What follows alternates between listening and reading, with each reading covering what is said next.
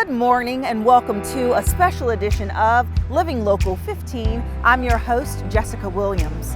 Dr. Martin Luther King Jr.'s I Have a Dream speech was delivered in front of 250,000 people from the steps of the Lincoln Memorial.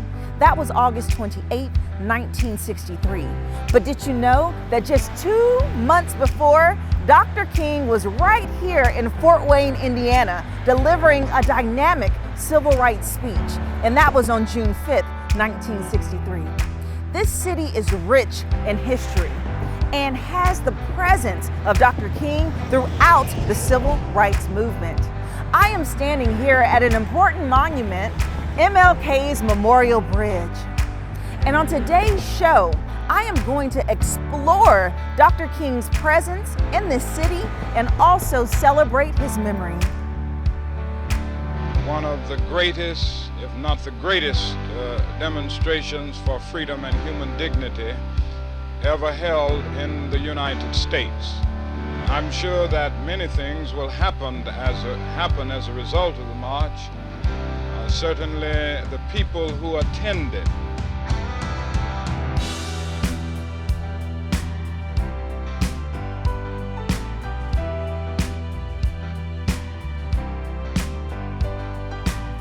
To commemorate the speech of his father here in Fort Wayne, Martin Luther King III spoke at the very same venue just a few years ago.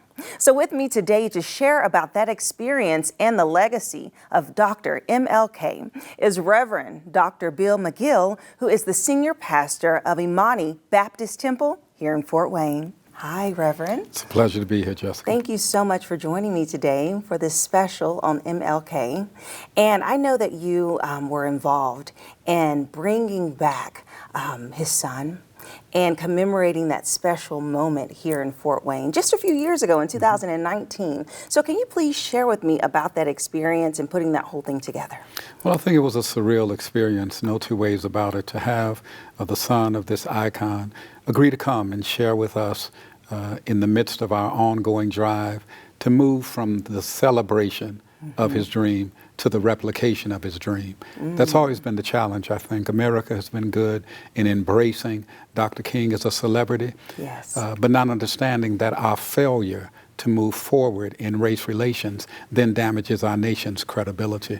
At the time that Martin Luther King III came, he asked me on our way to the venue, he said, just give me a sense of the environment of Fort Wayne, Indiana. At that point, I said, Martin, when your father came here, there was one African American on the city council.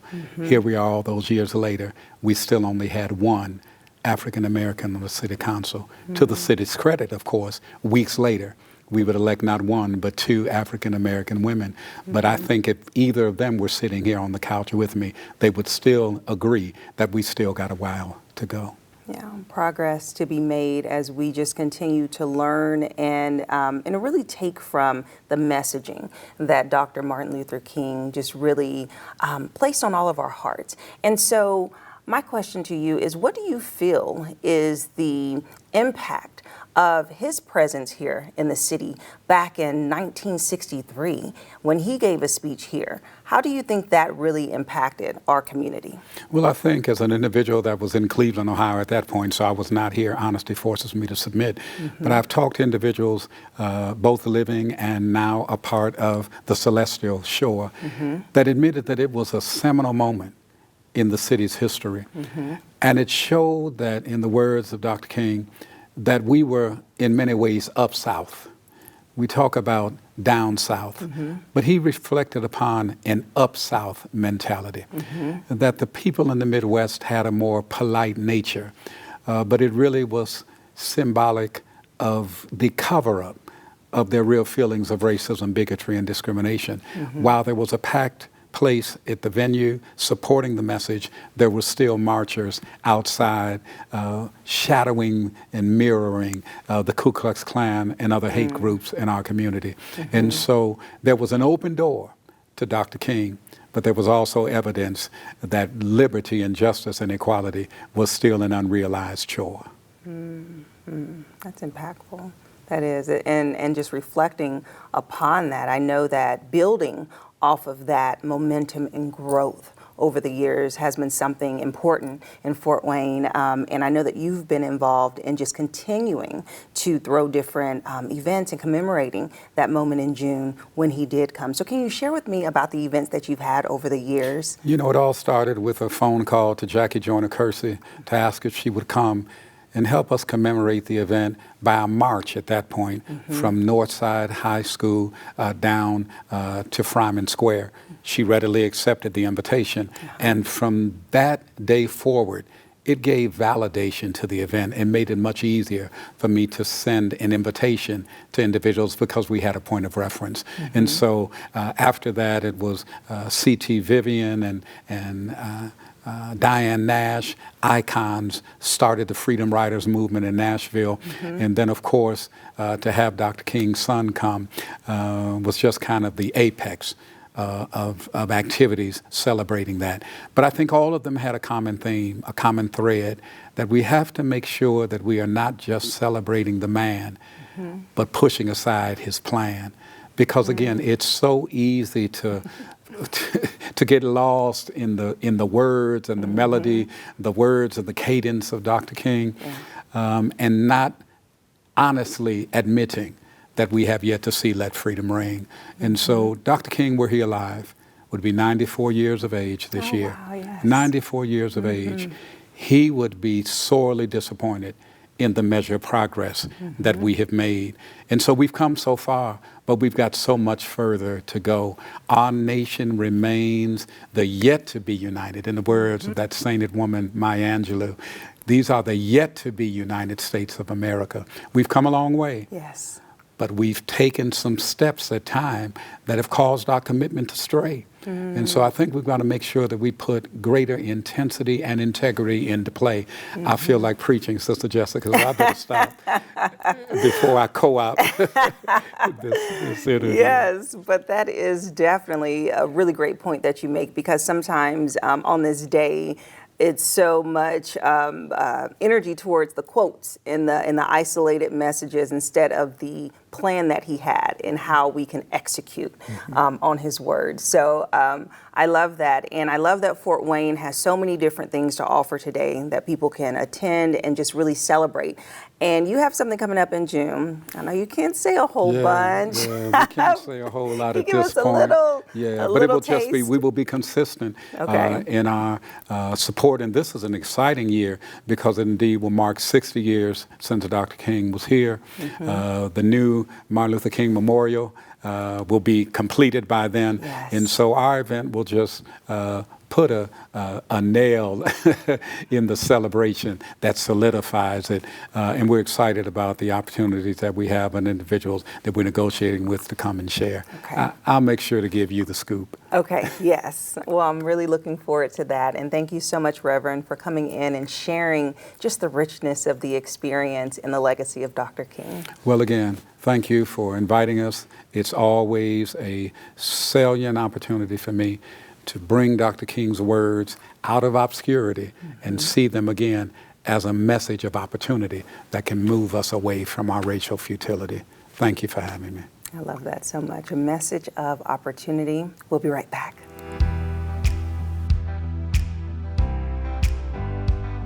We're outside of the Scottish Rites building, which is the original location Dr. King spoke at back in 1963 when he visited Fort Wayne. And joining me now are city council members. I have Councilwoman Chambers. Hello. Hello. And Councilman Jehl. How are you all doing? Wonderful, thanks. Doing great. Good. Thank you so much for joining me. So you both were a part of an initiative. You proposed a bill for a resolution for Dr. King's original speech. So can you share with me how you all came about presenting this? Absolutely, Councilman. Yeah, we were just talking, and almost a year ago to the date, the first month in first term in office, and he was sharing with me that his son or daughter was doing a report on MLK, Dr. Martin Luther King, and he was surprised that he could not find information on the visit. Wow. Yeah, share more. Yeah, and my daughter was in first grade, 6 years old, Yes. and she came home and she said, "Daddy, I learned about Dr. King," and she said, he helped people like you, meaning me, and that took me very much aback because I'm typically not what you think of. But my daughter had a very wise point somewhere in there. I'm very proud of my Japanese heritage, my Japanese grandmother, and my very young daughter understood that Dr. King helped everybody. Yes. And the way that my family, since my grandmother came to the United States, has been able to enjoy the reconciliation of races over the years has just been a wonderful thing. My daughter picked that up before I fully understood it, but it made me realize, wow, what an opportunity anytime we talk about Dr. King with children to make an impact. And he spoke right here, and we largely forgot it. Yeah, and when we realized that there was no written history of the full speech, we were like, we have to memorialize this. Yes, there is a bridge, absolutely. But Fort Wayne, Indiana is a part of the civil rights movement because Dr. King, he spoke here. Yes. And the night that he came here, it was anchoring. There were all nationalities in the audience, but right here on this very street, there were people with less than desirable signage, not wanting Dr. King to speak here. But that was a very anchoring moment of Fort Wayne history. And we absolutely are written in the books in the civil rights, time that was taking place at that time. So Councilman and I, we thought we have to find a way to memorialize that. And then that's how we came up with the resolution, the commission, the Arts Commission. Let's come up with a way to memorialize this. Yes, visit. that is so wonderful. You speak so well about just where Fort Wayne was then, and then it makes us reflect on where it is now, and just the growth and the diversity, the bipartisanship, and just everything that Dr. King really stands for in unity. And so now this moment has commemorated grown to a point of the memorial. Yes. Being built. We're just right across the way. I point over there because the ground is broken. Pillars of Hope. Yeah. We are very fortunate in that the executive director, Todd, forgive me for his last name is slipping me right now.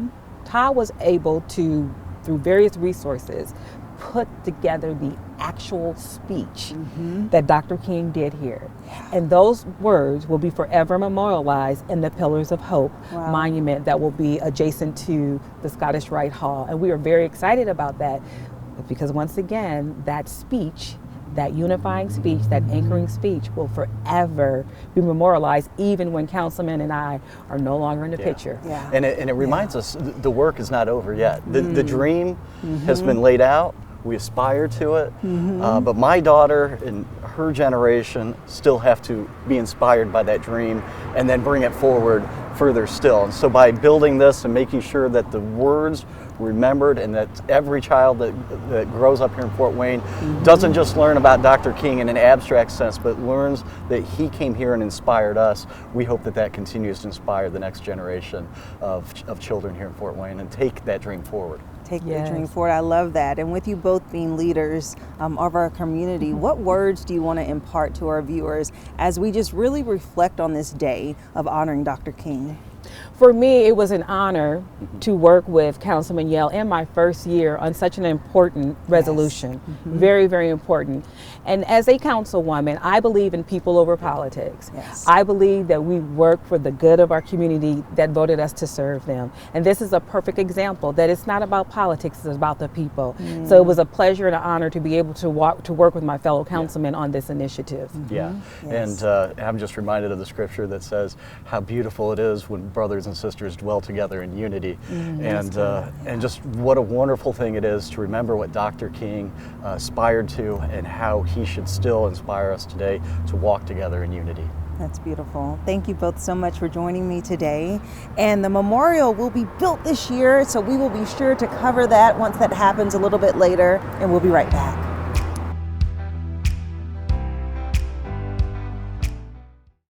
The library is the perfect place to learn about the history and the narrative of Dr. Martin Luther King, as scholars have taken the time to enshrine his legacy. I am here at the Allen County Public Library to learn all about the book selections and the way they preserve his story.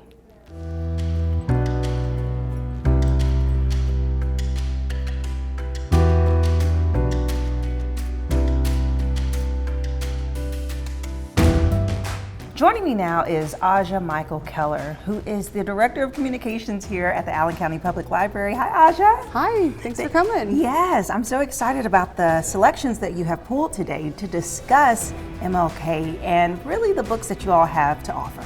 Well, I'm so glad that you came in to talk about this topic with us. Libraries are the community's gathering place. It's where we come together to share ideas, celebrate and honor our history, the good and the bad parts, and Dr. King's legacy is certainly something we want to celebrate here. Yes, absolutely. So we have this display set up in our readers section of the main branch, and there are sections throughout the system.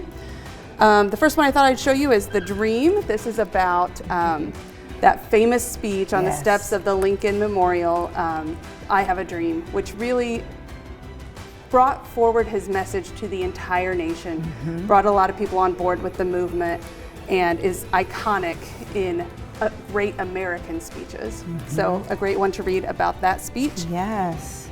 This one is Alabama v. King, which is very interesting. So this is, the civil rights movement also embraced civil disobedience. So that meant that there was time spent in courtrooms talking about these topics and what is just in our legal system and what is not. Right.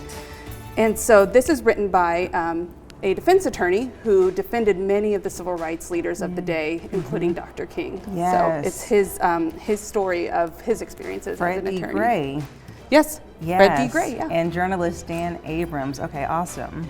And this one is, it's a big book. It is. And it is all of the essential writings and speeches of Dr. King, because he was known as a great speaker and writer. Right. And through those words really inspired a nation.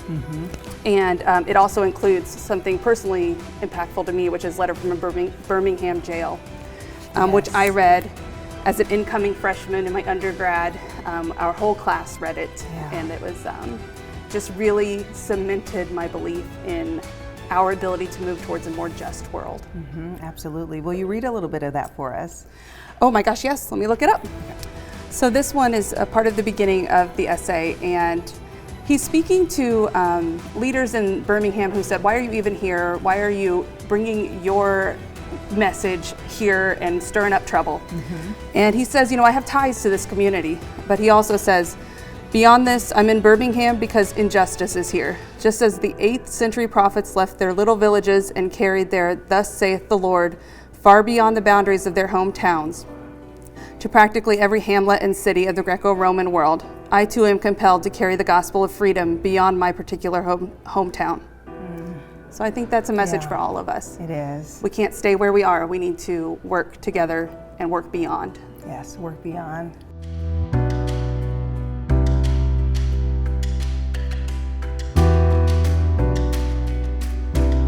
All right, Aja, we are now in the children and teen section. So share with me about the selections here. So this is the display here in children's, and these are picture books, children's books about Dr. King and some of the other civil rights movement leaders. Okay. But primarily Dr. King. And we have some great options. And school is out on Dr. King Day, and so we think that's the perfect time. You're off, the library's open, come in, get a book and talk with your kids about Dr. King's legacy and what that means, what that meant at the time and what that means today.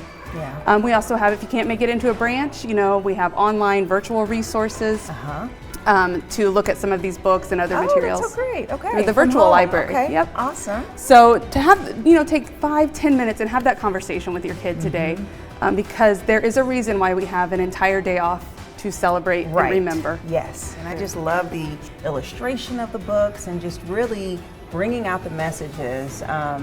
I've seen The Promised Land and A Peaceful Warrior, and just look at that.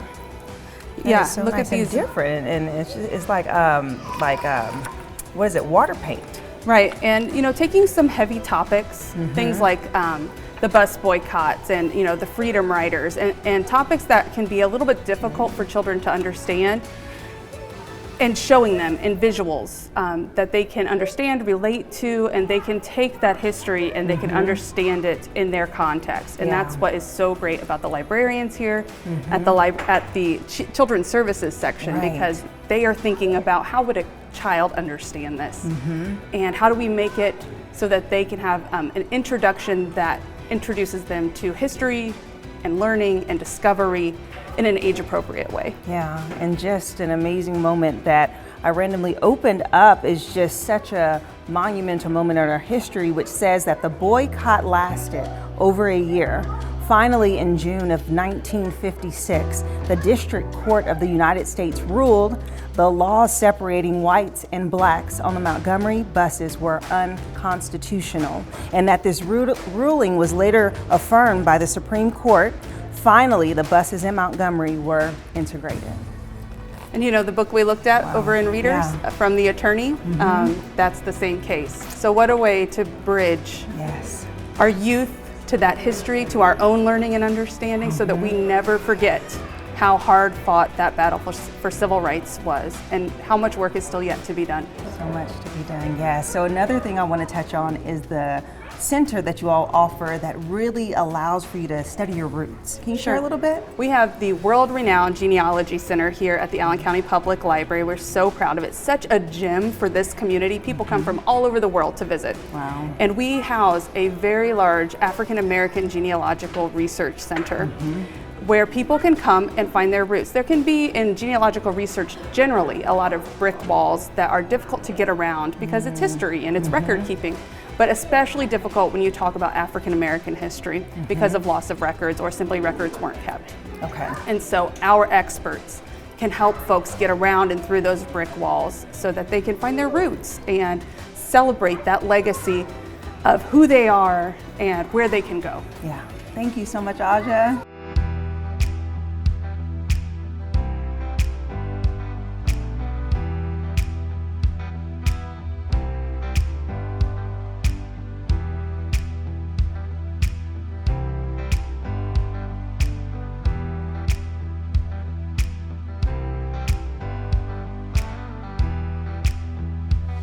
Living Local 15, proudly driven by the Kelly Automotive Group.